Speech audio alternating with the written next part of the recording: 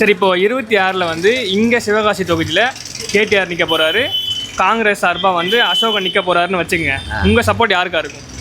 எங்கள் சப்போர்ட்டு வந்து நாங்கள் வந்து எப்போதுமே இருக்கிறது நாங்கள் உதயசூரியன் டிஎம்கே.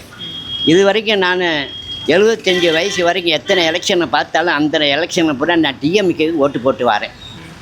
டிஎம்கே வந்து பொதுவாகவே மக்களுக்கு வந்து ஒரு நன்மை, மக்களுக்கு மட்டும் இல்லை, என்ஜிஓ எடுத்துக்குங்க, போலீஸ் டிபார்ட்மெண்ட்டை எடுத்துக்குங்க, விவசாயம் எடுத்துக்குங்க, மற்ற இதர தொழில், சிறு தொழில் எல்லாத்துக்கும் நல்லபடியாக அந்த நேரத்துக்கு அவங்களுக்கு ஒரு நல்லது செய்யுது டிஎம்கே. அதனால் மக்கள் வந்து அநேகமாக டிஎம்கேக்கு வாக்கு கொடுப்பாங்க, என்னுடைய கணிப்பு. சரி, இப்போது திரும்பவும் டிஎம்கே வருது அப்படின்னா அவங்க என்னென்னலாம் பண்ணணும்?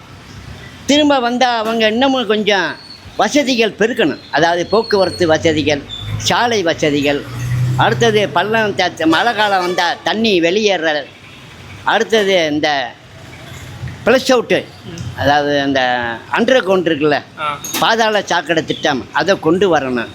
அதை கொண்டாந்தா மக்களுக்கு ரொம்ப நல்லா இருக்கும். அடுத்தது பூரா இந்த பன்னி, ரோட்டில் மாடுகள், இந்த நாய்கள் எல்லாம் இருந்து ரொம்ப எல்லாத்தையும் இடைஞ்சல் பண்ணிக்கிருக்கு. இப்போ நாய் குறுக்க போச்சுன்னா பைக்கில் போகிறவங்க தவறி கீழே விழுந்துடுறாங்க, அடிபட்டுறாங்க. அதே மாதிரி பன்னி வந்து பல பக்கமும் மேய்ஞ்சி அது நோயை உண்டாக்குது. இதெல்லாம் ஒழித்து நல்லபடியாக நாட்டு மக்களுக்கு, சிவகாசி மக்களுக்கு நன்மை செய்யணும்.